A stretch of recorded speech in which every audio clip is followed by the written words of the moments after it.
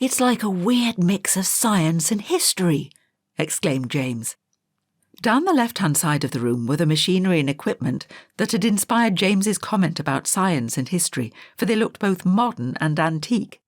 The materials certainly looked antique. There was an abundance of polished hardwoods, dark brown oak, deep red mahogany, and the golden honeyed tones of beech.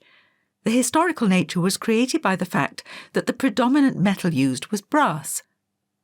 Like everything else in the room, and again in contrast to the first office they'd entered, the machines were spotlessly clean, gleaming and reflecting the light from the banks of strip lights suspended from the ceiling.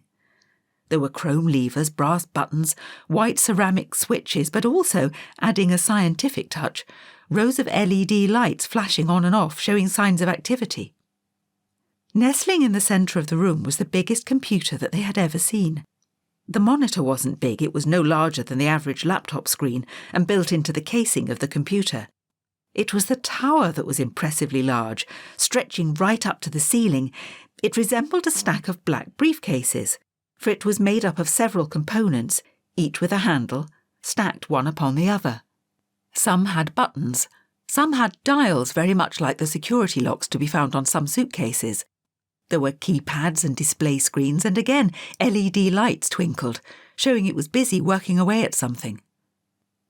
The far end of the room was completely separated by a floor-to-ceiling screen of thick smoked glass. In the centre was a close-fitting door, edged in chrome, with a chrome handle. But they didn't need to go in to investigate because they could see it was completely empty. There were bare floorboards, nothing on the walls, just a window seat in front of the window that they had seen from the garden. There were no curtains, just panelled wooden shutters, and no cushions on the window seat beneath it.